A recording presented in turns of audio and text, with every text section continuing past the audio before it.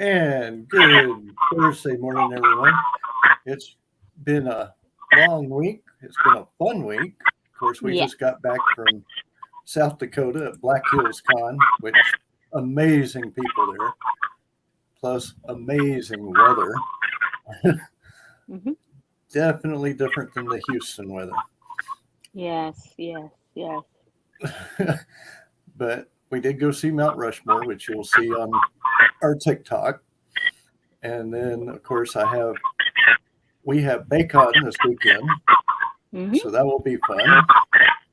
But we are here with Sigma Comics today, H.H. German, who also used to be a boxer, if I read everything correctly. So we'll let him tell part of his story and then get into his comics, which you will notice we had advertised and pinned on our site. Thank you for that wonderful introduction, Greg. And Luke, thank you for having us on here. Sigma Comics. I'm H.H. Sherman from New York City, founder of Sigma Comics, Defenders of Animals. Through our comic book series and manga series, here comes Calico.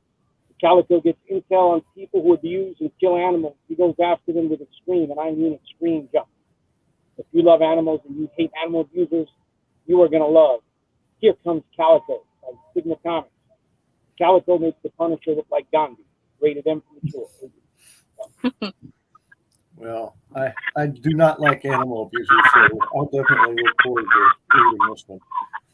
Keep your support. So what got you started into the comics? Well, comics is seminal for my American story. I was born in the Bronx. My family's from the Dominican Republic, so I immigrated, well, my family immigrated back in the 60s. I was born in the 70s, the mid-70s. And all throughout that process, I sort of, gravitated towards comic books to learn the language, because English is actually my third language. So Italian's my second. I grew up in an Italian neighborhood here in the United States. Most of my friends couldn't speak English either. They only spoke Italian. So Spanish, thankfully, being similar to the Italian language. In fact, for those history buffs out there, Spain is just a former province of Rome. And that's how Spain started as a country. And then, of course, eventually as an empire. But it started as a province of Rome. So that's why these languages, Romantic languages, were all stemmed from that Roman language, Latin Roman language. And thankfully, again, I was able to sort of pick up on that Italian and then learn it, and eventually learn English. And English, the frontier for that was comic books and Sesame Street. I can for sure. Got laughing without counting. There you go. Now, let's go a little bit back into the past here, I guess. But I know you're doing this against animal abusers, and a lot of the stuff is for, like your Kickstarter, a lot of the money is going toward against animal abuse. Is there something specific that may have triggered that with you? Absolutely. So, again, growing up in an Italian neighborhood, it was a bumpy ride. I have to say, I was the only Latino in the neighborhood, and that in and of itself is going to cause some issues. And you start adding a few other variables, and all of a sudden you're pretty much fighting every day. Don't get me wrong, I wouldn't do it any other way. I really am thankful for the rough experiences I had growing up, because it taught me a lot of different hard, life lessons early on as a kid It certainly helped me early on. It certainly helped me speak the language as well as I do. And of course, comics is part of that. But in terms of the fighting animal abuse, part of the bumpy ride, I came across, unfortunately, a couple of characters there that didn't leave their bullying just to other people. You know, you understand something. When you bully another person, it typically starts in the schoolyard, right? So you're talking about someone a little bit bigger than you, or even a little shorter than you, believe it or not, because really height doesn't really matter when it comes to bullying. But when you bully a pet, like a cat or a dog, I mean, just imagine Godzilla picking you up. Because really, that's what we are to our pets. We're giants. We're enormous giants. You know, for those of you who are into manga, you know, imagine one of those Attack on Titan, you know, giants picking you up, and but basically abusing you. It's horrendous.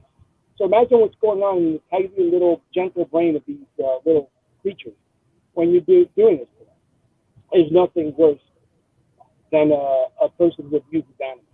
They're really despicable. They're the worst thing on the planet. And in my opinion, they need to be eliminated.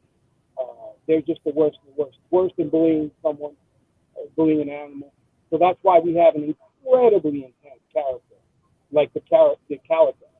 He does not have milk and cookies with animal abuse, and that's an understatement. And I think, like I read, it's the Calico is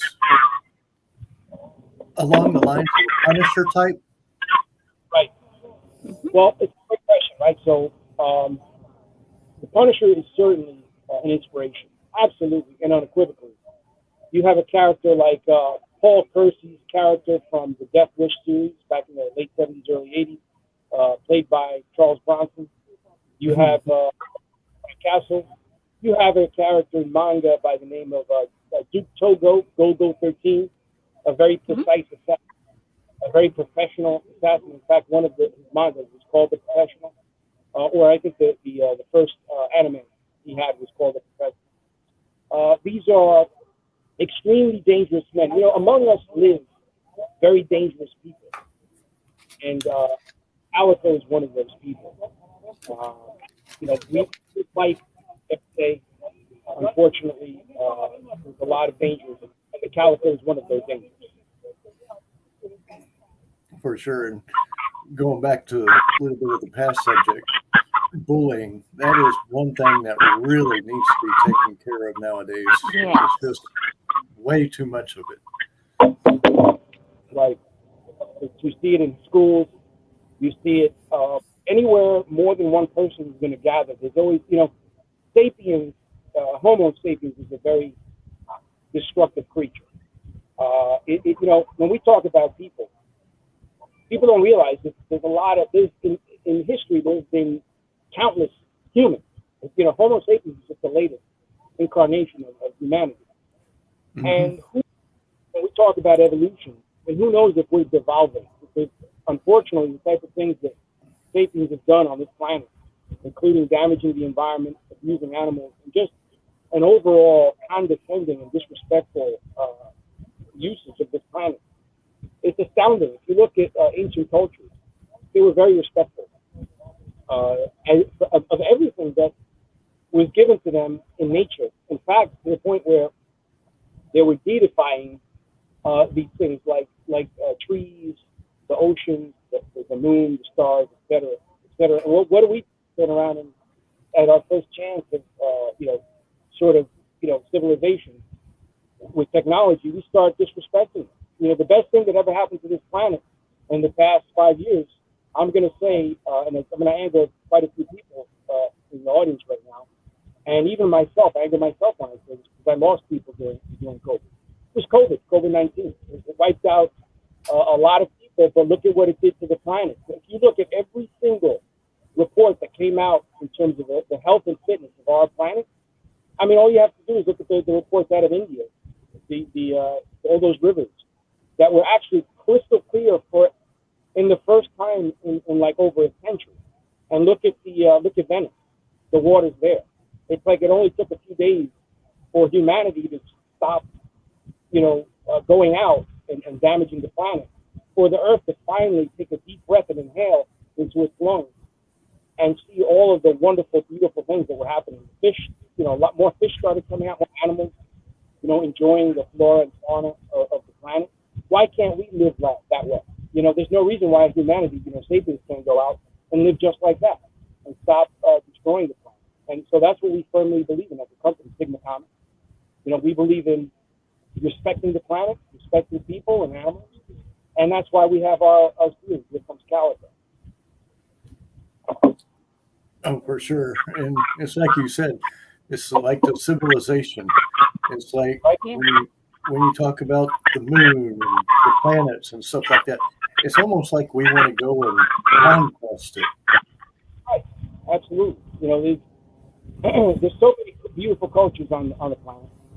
Somehow we found a way to make it all work and keep advancing.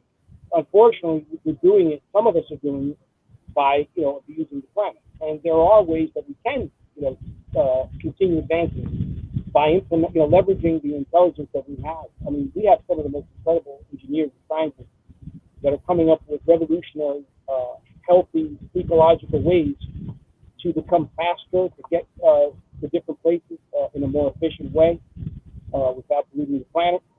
All sorts of different all sorts of different things. So this is what we're doing. We're leveraging our creativity and our kids to try to bring attention to these things. So there's no reason why we can't continue advancing. Unfortunately, some administrations come in and they block the progress, and they are bought off by corporations. And this is what we see. This is why we're still using fossil fuels, which are other countries are shaking their head. Why are these people doing it? We should be creating jobs in sectors that are really going to help us for the long term, not solve short-term problems. I can agree with that. Now, I know is it Orlando right now? In Hollywood Beach, Florida. We're actually getting ready for Florida SuperCon Miami. So that's Miami, a little farther south. Yeah. The great thing about Miami is you get everything you need. That's the thing about a big city. Did you find the Golden Girls yet? Oh, that's not going to be a problem. So what other conventions are y'all going to be going to this year? We're pretty much doing all the big ones. We just came back from, I just came back from, where was I?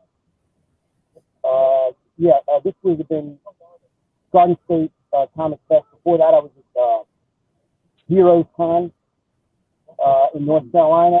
At the same time, one of our reps, Stacy, was in Awesome Con. This weekend, I just mentioned that was going to be the time, Miami, but he'll be in Denver, San Expo, Denver. So they just keep coming. Of course, San Diego is just a month away. Exactly, about a month away. Actually, we're a little less than a month away. And we'll be there as well. And I know y'all will be at New York Comic Con. Woo! You guys will be in New York Comic Con? Me. She will. Nice. Well, we'll be there too, so we'll see you. Yeah. That's originally that's where we're based. So. And we met y'all through Comic Palooza here in Houston. Right. We were there. Casey was there for Comic Palooza, and I was somewhere else that weekend. I forget where, but I was somewhere else. Now let's go into a little bit of, because I do know that people like to hear a little bit about your story and where you grew up. And let's talk about how that may have gotten you into the boxing scene.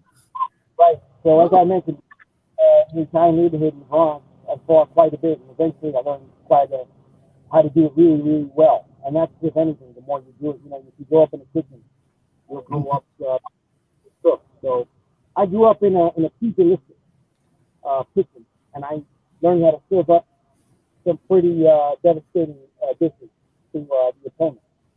So as I got very well and I rose in the ranks of the New York amateur boxing system, I started winning fight after fight, and so I got a contender record, and I got essentially the fight for championship, the world championship on pay-per-view. That was back in the 90s.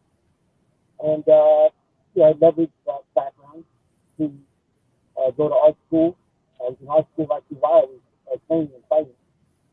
So that's sort of where the physical aspect of my storyline comes in.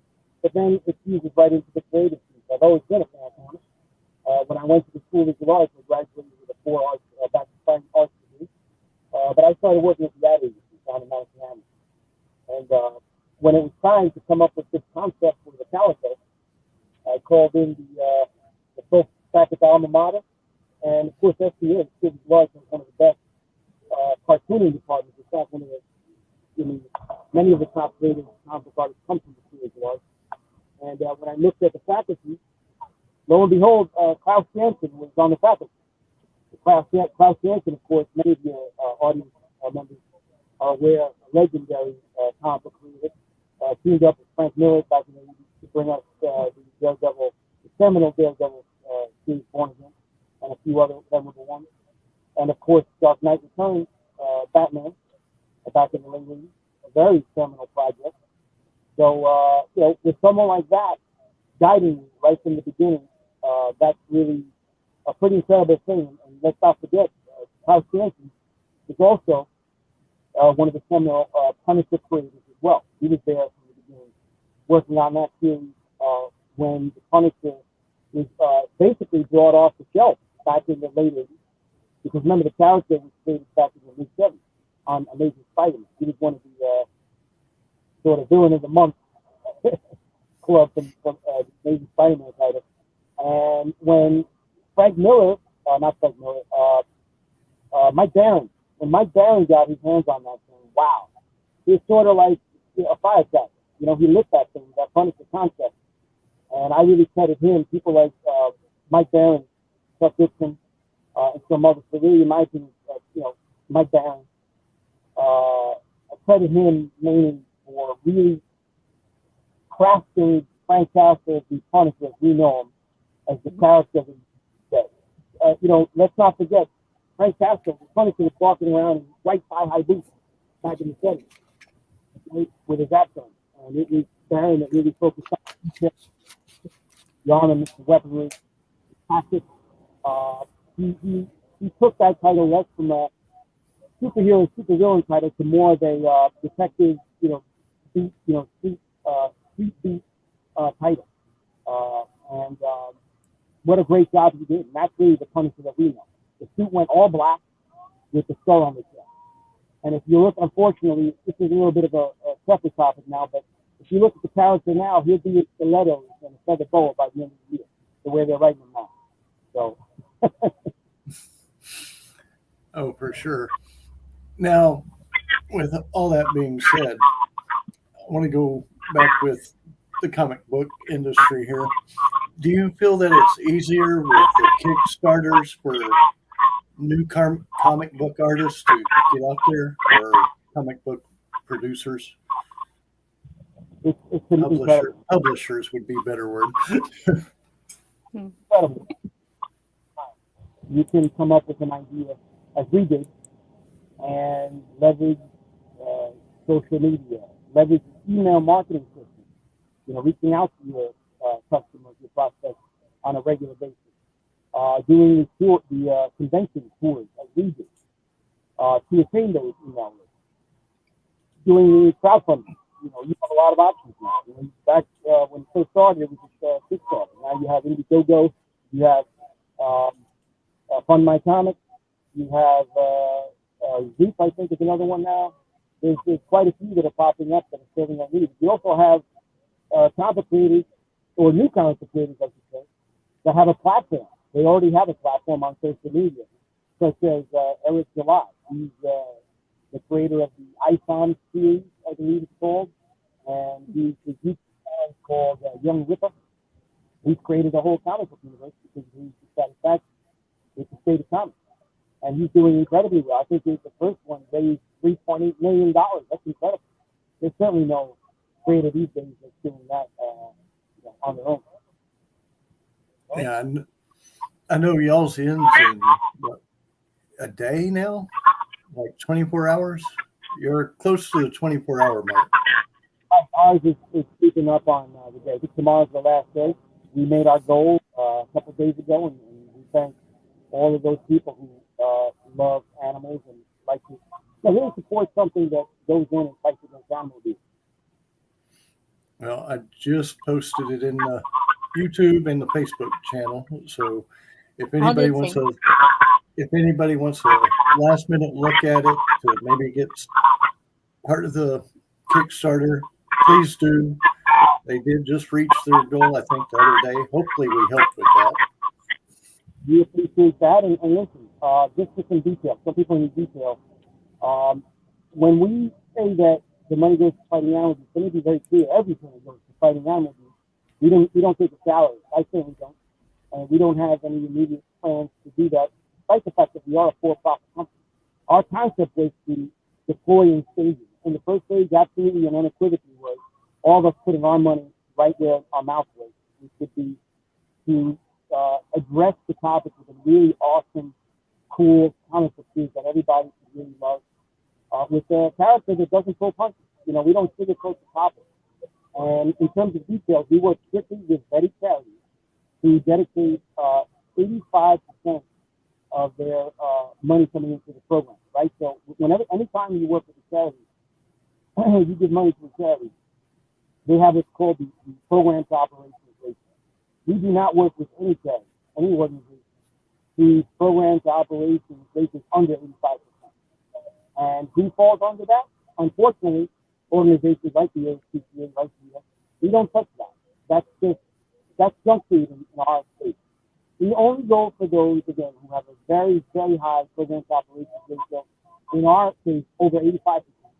And then, the CEO can make millions of dollars. It's ridiculous. Some of these charities, you think, oh, well, people are donating to their time. No, they're actually making money on it. And it's absurd. So we're not having any of that. So we have an ethical, we have what we consider the most ethical concept and book on the planet. One that dedicates 100% of the funds to fighting animal abuse. So when you reach in your pocket, we discuss you very much with something that is a very, very high quality.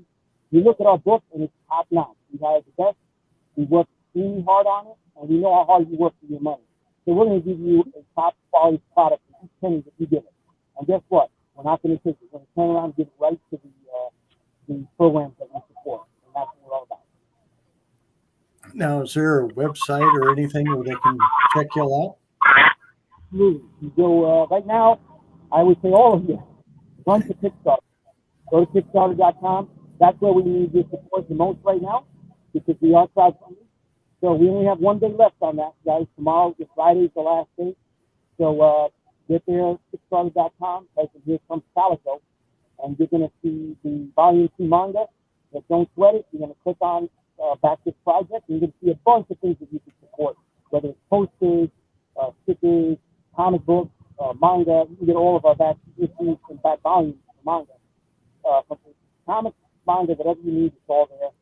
And again, we really appreciate your support. Keep in mind, again, that every penny goes to fighting animal abuse. What you're doing is a wonderful thing. That's awesome right there. And you don't hear, like you said, you don't hear much of that. A lot of it they will put in their pocket. Right. Listen, it's understandable. It's not, we're not trying to compare ourselves to others. Comic book is and should be, frankly, a for-profit industry.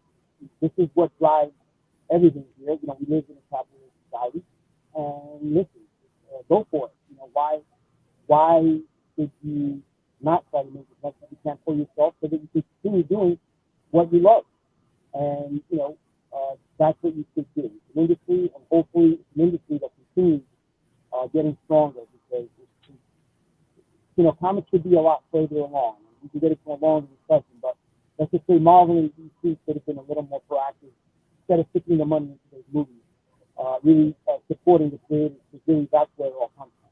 All those stories that you see on the big screen, they all come from the same place. And that's the writers, the artists, the comic book artists, such as myself, that create comics for people. And it's a shame that the big two, they sort of, put it out to the big screen. We really should take some of that money and put it back into the pockets of the creators that you've done. And listen, as a result, they're creating people like myself, people like Eric July, and some of the others that are saying, you know what, we're just going to strike out on our own and try to do this the best we can. And guess what? We're actually succeeding. So that's what it's all about. Now, this is coming from something I actually read the other day, and it was a question that was saying, for artists at the Comic Cons, would you prefer people that are like Marvel and DC, or do you prefer artists that are indie? And my thought was a little bit of both, because you never know who you might meet or anything like that. So with you owning Sigma Comics, do you think that it's better for any artist to go so you can see their work and maybe recruit them for your company? In terms of hiring, is that what you're saying? And for the talent of them artists? Yeah, this is a very common fixture at any convention. You do have people who shop around their portfolios, artists and writers. They'll stop at your booth talking. So are you asking, is that a good venue to do that? Now, what the main thing is like for indie or the people who work for Marvel. And my response was, is you never know who might be there recruiting. Oh, So, sure. Right. Okay, I understand. Yeah, of course, absolutely. And listen, there are shows that are better for that, right? So San Diego historically has always been the very best one for that, right? mm-hmm. So you that are very comic book specific. Let me pull back a little bit. Today, when you go to a comic book convention, it isn't like years past where the conventions were strictly comic book. Now you have celebrity events, signings, you have celebrity creators that are there just to sign. You have anime and manga, which is growing enormously here in the United States.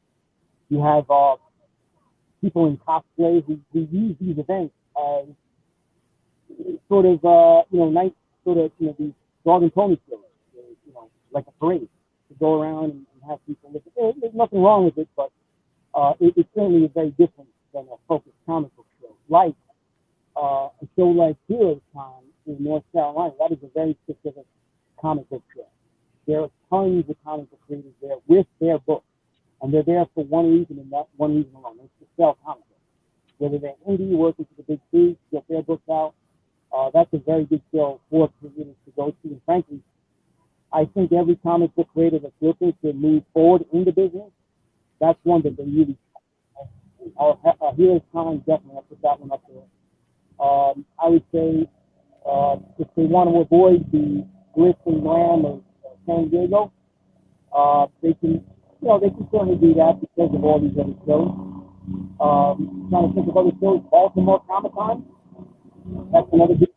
I would say Baltimore Comic Con is another very focused comic book creative show. You're not going to see a lot of parades in there. It's going to be a lot of comic book creators looking to sell their books and tell you about their books and their work as well. Then I would also say Rhode Island Comic Con. That's a very, very focused comic book show. You see a lot of creators going there.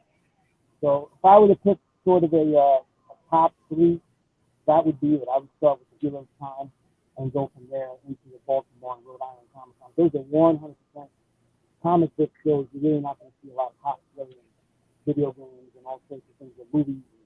It's straight up comics. Yeah. Okay, now for the really fun part.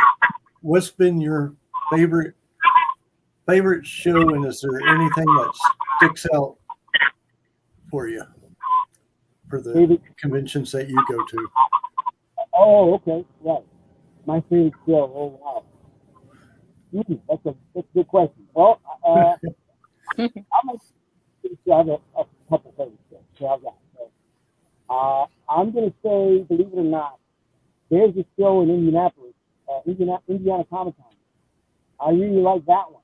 And it's just wonderful because there, people are super excited to get in there and start learning about new comics. And we always sell out by Sunday morning there. It's yep, 2-day show. And that audience there loves whatever we do. Manga, comics, they don't care. They just want something new. And they're all there to learn about new stuff. They love it. I do like the Rhode Island and the Baltimore shows, which for the reasons I mentioned. We are really focused on comics. I'm a sort of partial to the comic book. So you're definitely more of the comic book and not the anime type show. Yeah, we do have New York Comic Con, and I do like that. It's my home show, so I'm always going to love that one. There'll always be a special place in my heart for that one, and we will be there, folks. New York Comic Con. I understand Lizzie's with us. She'll be there this year, so we hope to see you there, Lizzie. Yes. But yeah, I would say those are my top ones. You know, if San Diego was a little closer, I'd be like, yeah, it was good. Yeah, we're smack dab in the middle of everything. Yeah, there you go. Of course, smack dab in the middle means, let's see, 2-day drive in Texas one way. I think it's 800 miles just to El Paso from here. The joy of living in Texas. Yeah. So I mean, it's day drives no matter which way you go. Yep. Well, listen, Texas is a big state. You got a lot of Comic Cons here. I would say, we do very well at the Texas shows, and I realize, we're a young company, so we don't really have much experience in terms of, decades. But I can tell you that the Dallas shows are really great. We've had great experiences in Dallas. San Expo Dallas, we did very well there. I just came back from that show, did very well. I think we sold out there. And Casey was at Houston, Comic Palooza. That was a great show. She did excellent. Yeah. In fact, best show she's ever had was Comic Palooza. So Texas, we love you, and we really appreciate your support. You guys really love Here Comes Calico, and we appreciate you for that. We appreciate your support. Well, I can tell you there's a lot of animal lovers in this state. Absolutely. You can attest to it from all of the support we're getting from the Texas crowd. Well, I'm looking forward to actually meeting you at one of these shows. Right. Well, let's make it happen. Where's the next show? Mm-hmm. We'll definitely have to make that happen. Yes. Greg, where are you going next? Which show would you be going to? Let's see. For me, right now I'm basically around Houston. Okay, so probably we see you at Conference next year. Yeah, I will definitely be at Comic Palooza next year. You're there then, absolutely. And Lizzie will see you in New York. He might. I don't know. Me, definitely. Her, definitely. Not this year, because I actually just started a show in just north of Houston, and I'll be putting that together and getting it all finalized. Oh, great. You let us send us the dates, and we'll see if we can make it happen. Oh, for sure. Any words of wisdom for people that are just starting into the comic book, or artists or publishing? Write what you know. That's the best experience I can tell you. I'm a writer that writes about a character with some serious testosterone. I'm a former fighter from New York City, and I fought, the hardest you could get. Think about the New York boxing system. Ooh, you gotta teach me some moves. So, My dad loves boxing, so he might be like, "Hey, Dad, look what I learned in New York." That choked me up. keep it the same thing. Invest in what you know, write what you know. It doesn't make sense to invest in stock that you have absolutely nothing, no knowledge about. And people do it every day because they lose their shit. In our case, and my case, as a creator, I write what I know. The Calico goes after people with these animals, which is something I've done. He does it in a terminal way, okay? And That's about as much as I can say about that.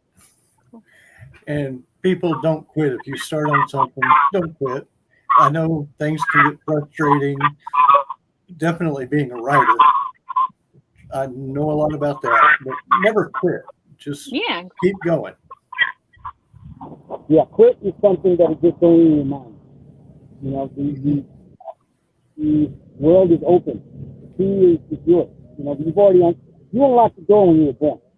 So there's no use in quitting stuff on your own. There's a reason why the sun comes up every day, right? It's an alarm bell for you to get up off your butt and get something done. And what you're going to get done, hopefully, is a positive thing for our society. So that's the way we look at it. And have a look at that language. It'll help you out. For sure. Lizzie, is there anything that you definitely want to ask? Or No, but I want to tell you, I love what you're doing for the animal abuse, because I have 8 cats and I actually have 3 calicos. So I'm like, I love the name. I got 3 calicos myself. Oh, Cutie, Angel, and Cora. yeah, wonderful. Listen, I think you're reading Here Comes Calico now. You definitely need to get up on that series. You're really going to love that series. You're going to love Awesome. Hector. And I think you'll also love another featured character, Dog Mama. She's the one who feeds Hector Gill all the information he needs to go out and get it done for those people that use on it. So, look For forward sure. to it. But I do know, like I said, you're going to have your show. Today's Thursday. I got to think which days. I'm sitting here thinking it's Friday for some reason now. But y'all, your show in Miami starts tomorrow. Starts tomorrow, like most of the shows. They're typically Friday to Sunday, unless it's a mega show like MegaCon, Comic-Con, San Diego, or New York Comic-Con. Those are really the 3. Emerald City also starts on Thursday as well in Seattle. But the big mega shows are the 4-day shows. A show like SuperCon is a 3-day show. So we'll be there tomorrow at Miami Beach Convention Center. So anyone in the crowd that's from the Southern Florida area, definitely come down to the Miami Beach Convention Center tomorrow, Friday, June 30th, and partake in the festivities. And when you do, you will come across our booth, Sigma Comics booth, which is booth 1419. And you will absolutely love what we have to offer. A hero that beats the living crap out of people with used animals. And I don't care if it'll put hair on your chest, so make sure you bring your razor, because you'll be shaving a couple of times tomorrow. Cool. Well, people definitely go check them out. I know, like I said, we'll be at Baycon this weekend. Next Thursday, I will not be having any shows on July 4th. No shows on July 4th. But next Thursday, we have AnchorCon, which is up in Clayton, New York, if you hadn't heard of them. But we'll have them on. They're very nice people. They've been on our show since way back when we started. And we love talking to them. And I'll be setting up some more shows, but the conversation will be back on July 11th. And I believe we are actually going to be done for the day. Any last words from anybody? No, I'm good. How about you, dude? I'm good. Like I said, I have to say, I'm actually missing people in South Dakota. It's like, Yes. I'm getting that, the con sickness, I guess you could call it. I miss my bagels. Oh, the only thing that I have to say is after living in Houston, everything shuts down there at like 8:30, 9 p.m., which I was not used to. Yeah, That this is Texas. We're spoiled. We had a little bit of a spoiled. So, but I miss everyone there. Look forward to seeing them next year. But until our next show, everybody, adios.